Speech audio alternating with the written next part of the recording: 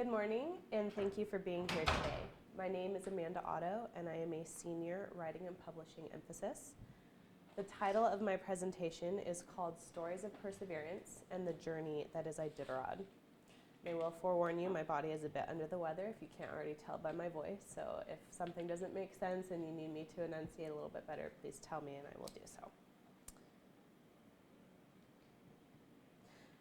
I'd like to open with my first point, which says, personal testimonies are powerful stories that give writing a deeper meaning and purpose.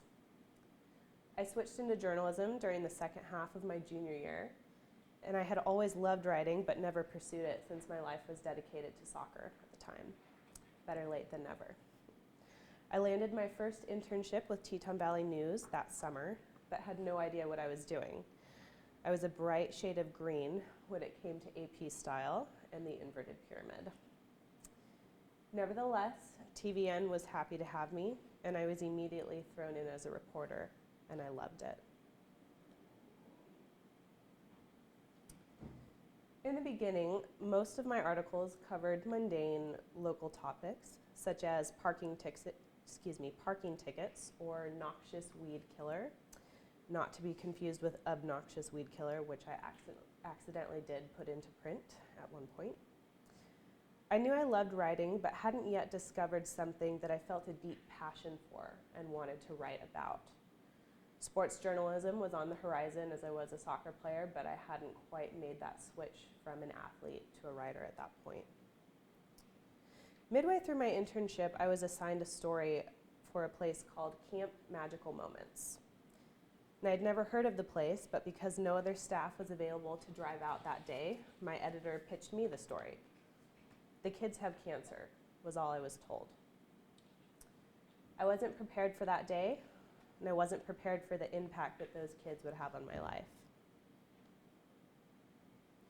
I spent the afternoon with 45 little wizards at their Hogwarts-themed camp, and I was blown away by their joy. If it weren't for a few physical giveaways, you wouldn't have even known that this was quote-unquote the cancer camp.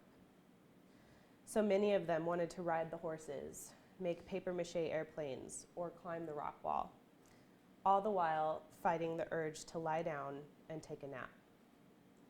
I admired their resilience.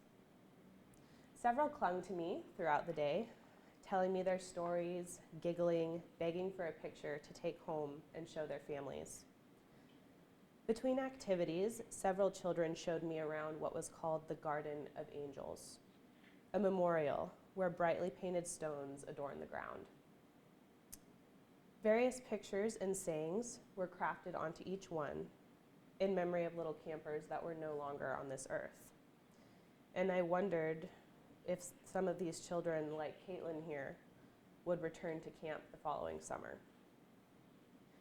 It stung me, the thought of these bright, inquisitive kids eventually becoming a memory, a colorful rock in a little garden that virtually no one knew about. And I decided that I couldn't let that happen. This place of joy where kids could be themselves, their battles, their journeys, they were all celebrated. They were admonished, encouraged, and loved. It was here I felt the desire to write stories of perseverance, stories of love and joy. I'd finally found a passion.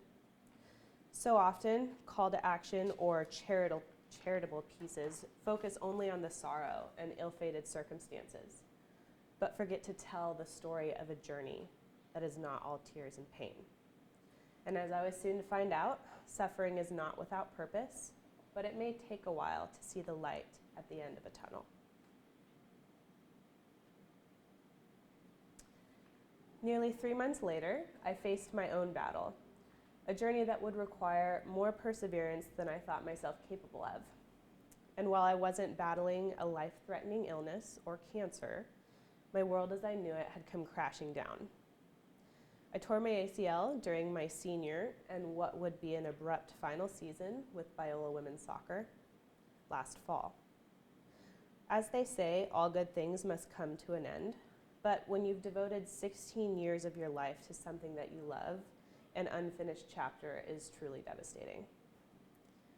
I channeled my emotions into writing, which was something I probably would not have done otherwise. The chimes reached out to me several weeks later to see if I'd be willing to share my story. My heart was hurting at the moment. My world was bleak at that time, and I was hesitant to put my heart out there for the world, or in this case, Biola, to see. But a week later, I had submitted a finished product, and I had sent it in, and the response startled me. Countless people reached out. Messages and emails poured in daily, and they weren't just sympathy blurbs. Random people that I had never met were reaching out with their own stories of perseverance. I met fellow athletes who faced similar and even more horrific injuries that ended in early retirement as well. And the list grew. A woman who had endured 6 miscarriages, a husband who had lost his wife, a daughter who lost her father, and a family who would never see their son and brother again. And while my heart still bled, my suffering was definitely put into perspective, because I had found comfort in a community forged in stories of personal experiences, relatable experiences, stories of perseverance through loss. And I was dumbfounded that my words that I had decided to put on paper evoked words from others, words that became stories, stories that became community, a community that merged into one voice. For the first time in my life, I felt empowered. I felt as though I had a voice, one that could be given to and for others. And that is the heart of journalism, is it not? I was reassured this path was my journey, and when I touched that soccer ball one last time for a ceremonial kickoff on senior night, I limped off the field with a peace in my heart, because this chapter was something bigger. And while its ending was twisted, the next one was awaiting. As Ernest Hemingway once said, "There is nothing to writing. All you do is sit down at a typewriter and bleed." And I couldn't agree more, though I'll probably be sticking with a Mac. While words are certainly powerful, as the cliche saying goes, a picture is worth 1,000 words, which brings me to my next point. Photography provides visual emotion that words cannot convey. The photography courses that I took here at Biola emphasized the importance of capturing soul in photography, pairing visual effect with those written stories that we wish to present. And I quickly learned that people can be difficult to photograph naturally. We easily throw up walls, plaster sorrow with a smile, or mask any emotion if we feel the need. Animals, however, are a bit different. What you see on the outside truly reflects the inward. I completed my second internship this past summer at the Wolf's Den Kennel, an Iditarod kennel and touring company in Cantwell, Alaska. Alaska was quite literally a breath of fresh air. I needed space from the world I knew, and my job consisted of playing with puppies and taking photos for the company's promotion every day. Sign me up. It was, for lack of a better term, amazing. I cared for 65 Alaskan Huskies every day, ran tours, and daily met hundreds of tourists from around the world. I could put their stories in a novel for you, but we don't have time for that today. I do, however, have a little video clip with a few snippets from our daily routine at the kennel to share with you.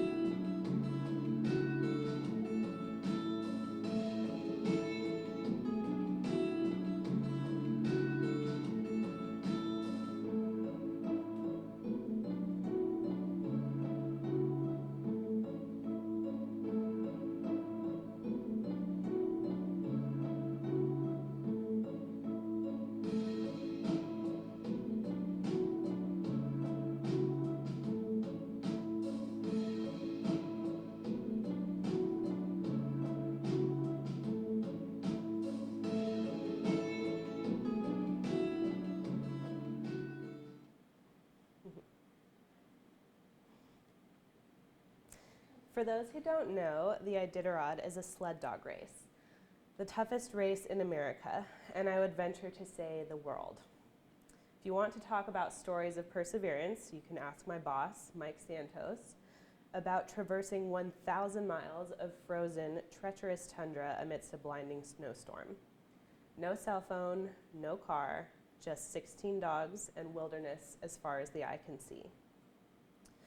I bonded with these dogs, these incredible fellow athletes. And though not human, each one had their own personality and quirks, strikingly recognizable in every photo I took. Their tenacity and zealous joy to run was always present, from the most docile to energetic pup on the team. You could put mountain upon mountain in front of these dogs, and they'd summit every single time.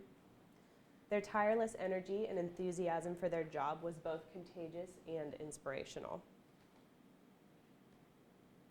This here is Finn, my favorite. Finn was not the smartest dog on the team, and he's probably best compared to a little leaguer catching butterflies in the outfield. But no one worked as hard as Finn.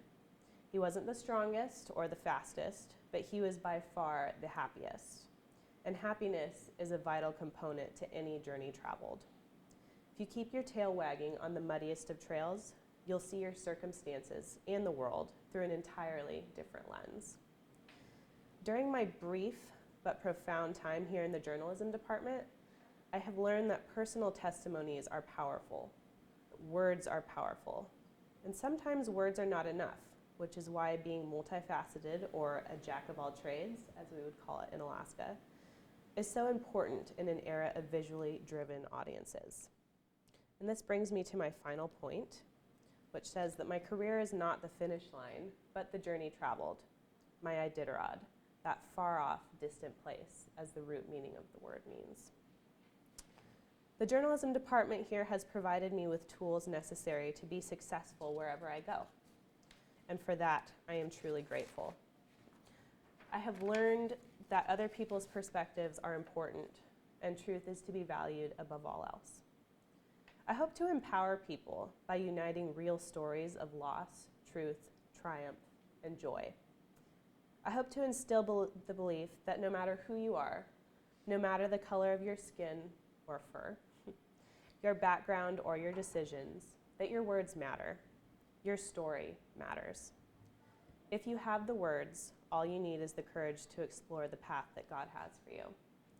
And I'm not sure where this journey will take me after graduation, but I know I'll be writing stories of perseverance. Right now, I'm learning to not fear the space between where I am and where I am going. I plan on applying for my master's at Trinity College in Dublin, Ireland. Perhaps I'll end up back at Teton Valley News. And you can certainly look for me at the start of the Iditarod in Anchorage, Alaska this March.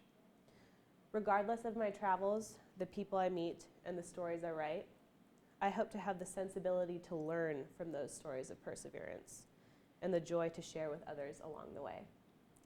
Thank you for your time. This concludes my presentation.